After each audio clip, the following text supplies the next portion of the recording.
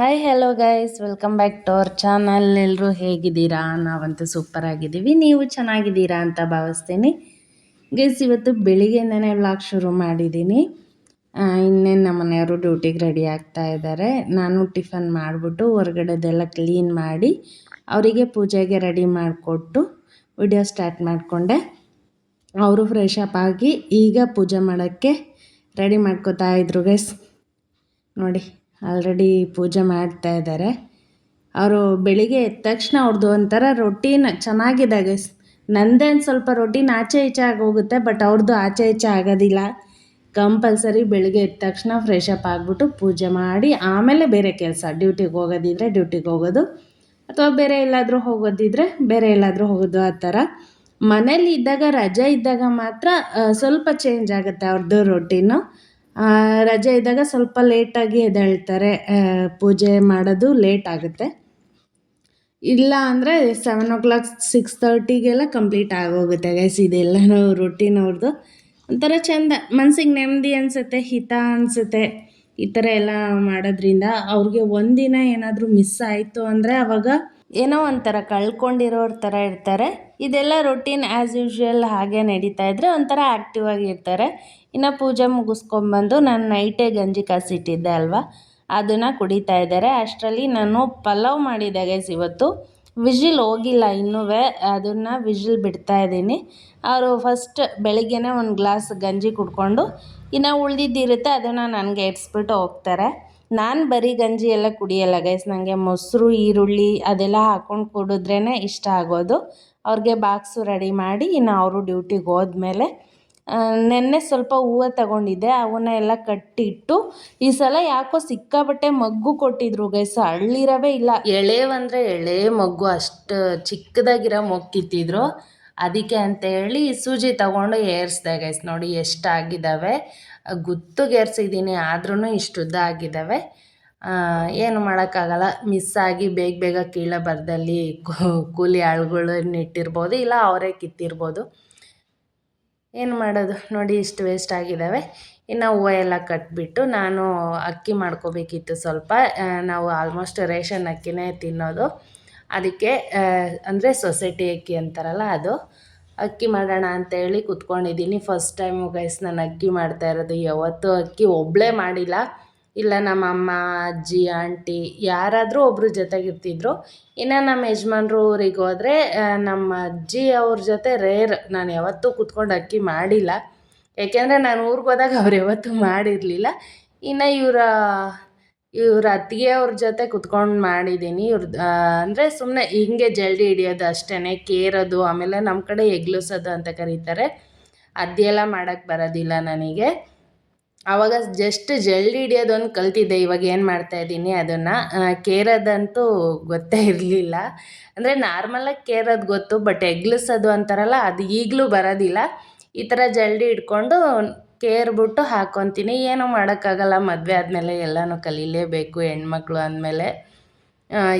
ಈಗ ಎಲ್ಲರೂ ನಾರ್ಮಲ್ ಅಂಗಡಿಯಿಂದ ತರ್ತಾರೆ, ಬಟ್ ಸೊಸೈಟಿಯಿಂದ ತಂದಿದ್ದ ಕ್ಲೀನ್ ಮಾಡಲೇಬೇಕು. ಮನೇಲಿ ಯಾರೂ ದೊಡ್ಡವ್ರು ಇಲ್ಲ ಅಂದರೆ ನಾವೇ ಕ್ಲೀನ್ ಮಾಡ್ಕೊಳ್ಳೋದು ಕಲಿಬೇಕು.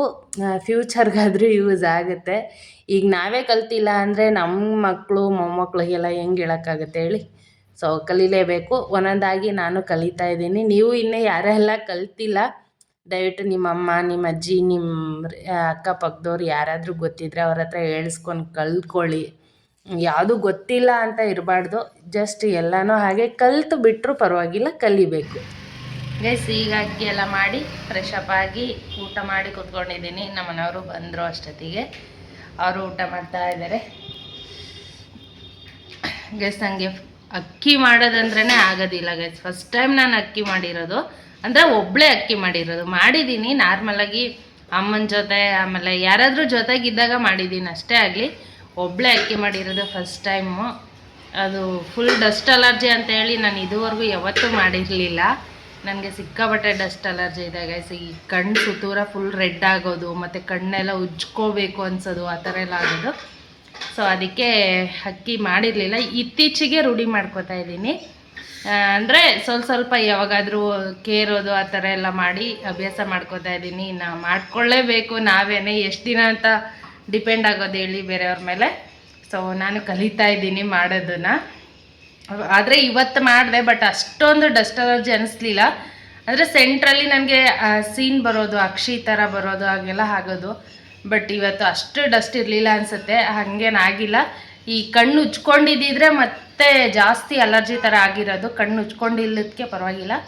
ಈಗ ಫ್ರೆಶ್ ಅಪ್ ಆಗಿಬಿಟ್ಟು ಫುಲ್ ಊಟ ಮಾಡಿ ಕೂತ್ಕೊಂಡಿದ್ದೀವಿ ಗೈಸ್. ಹಾಯ್ ಮಾಡಿ. ಪಲಾವ್ ಗೈಸ್ ಚೆನ್ನಾಗಿತ್ತು. ಮಧ್ಯಾಹ್ನಕ್ಕೆ ಏನು ಮಾಡಬೇಕು ನೋಡಬೇಕು, ನೋಡುವ ಗೈಸ್. ಮಧ್ಯಾಹ್ನ ಆಗಿದ್ದೆ, ಮಳೆ ಮೋಡ 3 ದಿನದಿಂದ ಹಂಗೆ ಇದೆ. ಅದಕ್ಕೆ ಬಟ್ಟೆ ಎಲ್ಲ ತೊಗೊಂಬಂದು ಮಡ್ಚೋಣ ಅಂತ ಹೇಳಿ ಟಿವಿ ನೋಡ್ತಾ ಮಚ್ತಾ ಇದ್ದೀನಿ. ಇತ್ತೀಚೆಗೆ ನಮ್ಮ ಮನೆಯವರು ಮೂವೀಸ್ ನೋಡ್ತಾ ಇದ್ರು ಗೈಸ್ ಸ್ಟಾರ್ಟಿಂಗ್ ಎಲ್ಲ.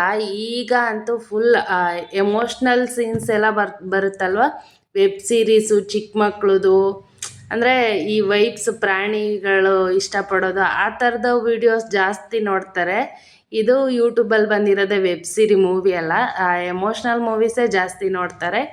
ಇನ್ನು ಸ್ವಲ್ಪ ಹೊತ್ತು ಟಿ ವಿ ಅದು ನೋಡಿ ಸಂಜೆ ಆಯಿತು. ಆಲ್ರೆಡಿ ಒಂದು ಸಂಜೆ ಅಂದರೆ ಒಂದು 4 ಗಂಟೆ 4:15 ಆಗಿದೆ ಗೈಸ್. ನಮ್ಮನವ್ರಿಗೆ ಇವತ್ತು ಕಾಫಿ ಕುಡಿಬೇಕು ಅನಿಸ್ತಂತೆ.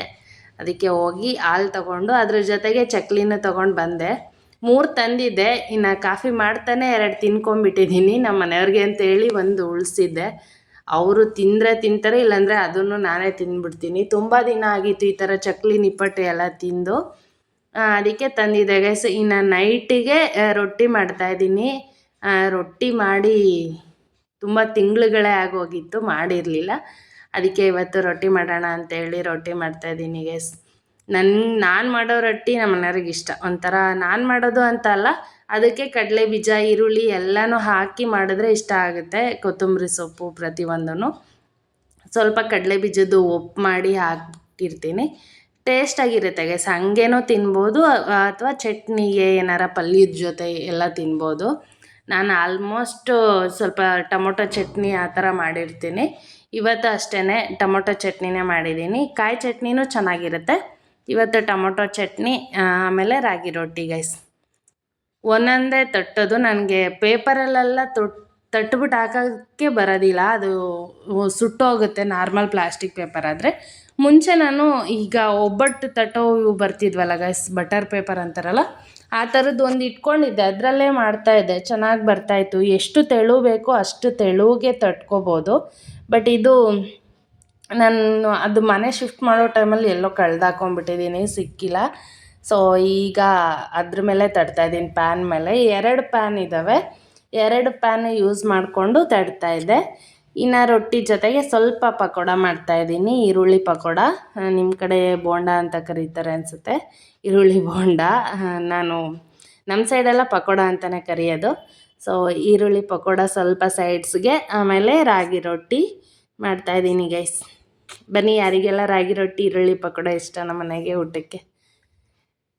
ಇದು ಮೇ ಬಿ ನಾಳೆಗೆ ಅಪ್ಲೋಡ್ ಮಾಡಿರ್ತೀನಿ, ಖಾಲಿ ಆಗಿರ್ಬೋದು. ನೀವು ಬಂದರೆ ಮತ್ತೆ ಮಾಡಿಕೊಡ್ತೀನಿ, ಬನ್ನಿ ಗೈಸ್. ಇದೇನಿದು ಕರೀತಾರೆ ಎಲ್ಲ ಮುಗ್ದೋಗಿದೆ ಅಂತಾರೆ ಅಂದ್ಕೋಬೇಡಿ. ಖಂಡಿತ ನೀವು ಯಾರಾದರೂ ಬಂದರೆ ನಾನು ಕಂಪಲ್ಸರಿ ಮಾಡಿಕೊಡ್ತೀನಿ.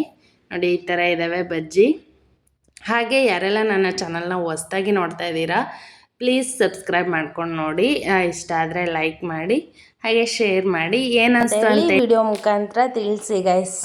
ನಮ್ಮ ಮನೆಯವ್ರಿಗೆ ಹಾಕ್ಕೊಟ್ಟೆ. ಅಂದರೆ ನಾನು ರೊಟ್ಟಿ ತೆಗ್ದಾಕ್ತಾ ಇದ್ದೆ, ಅದೇ ಪ್ಲೇಟ್ಗೆ ಹಾಕ್ಕೊಟ್ಟಿದ್ದೀನಿ. 4 ರೊಟ್ಟಿ ಇದು ಗೈಸ್. ಯಪ್ಪ, ಇಷ್ಟೊಂದ ನಾನು ತಿನ್ನಲ್ಲ ಅಂತ ಹೇಳಿ 2 ವಾಪಸ್ ಕೊಡ್ತಾ ಇದ್ದಾರೆ. ನಾನು ತೆಳ್ಳುಗೆ ತಟ್ಟಿರೋದ್ರಿಂದ 2 ಅಥವಾ 3 ರೊಟ್ಟಿ ತಿನ್ಬೋದು ಆರಾಮಾಗಿ. ನಮ್ಮಮ್ಮ ಊರಲ್ಲೆಲ್ಲ ಮಾಡ್ತಾರಲ್ಲ, ಮರದಲ್ಲಿ ತಟ್ತಾರೆ. ಆ ರೊಟ್ಟಿ ಆದರೆ ಒಂದೊಂದೇ ಹೊಟ್ಟೆ ಫುಲ್ಲಾಗಿ ಹೋಗುತ್ತೆ ಗೈಸ್, ಜಾಸ್ತಿ ತಿನ್ನೋದಕ್ಕಾಗೋದಿಲ್ಲ. ಆ್ಯಂಡ್ ಈ ರೊಟ್ಟಿಗೆ ಬೆಂಡೆಕಾಯಿ ಪಲ್ಯನೂ ಸಖತ್ತಾಗಿರುತ್ತೆ ಗೈಸ್. ಬೆಂಡೆಕಾಯಿ ಪಲ್ಯ ಆಮೇಲೆ ರೊಟ್ಟಿ ಕಾಂಬಿನೇಷನ್ ಇನ್ನೂ ಚೆನ್ನಾಗಿರುತ್ತೆ. ನಾನು ಬೆಂಡೆಕಾಯಿ ತಂದಿರಲಿಲ್ಲ, ಸೊ ಅದಕ್ಕೆ ಇವತ್ತು ಟೊಮೊಟೊ ಚಟ್ನಿನೇ ಮಾಡ್ತಾಯಿದ್ದೀನಿ. ಕಾಂಬಿನೇಷನ್ ಅಂತೂ ಸೂಪರಾಗಿತ್ತು. ಓಕೆ ಗೈಸ್, ಈ ವಿಡಿಯೋಗೆ ಎಂಡ್ ಮಾಡ್ತಾಯಿದ್ದೀನಿ. ನಾಳೆ ಹೊಸ ವಿಡಿಯೋದೊಂದಿಗೆ ನಿಮ್ಮ ಮುಂದೆ ಬರ್ತೀನಿ.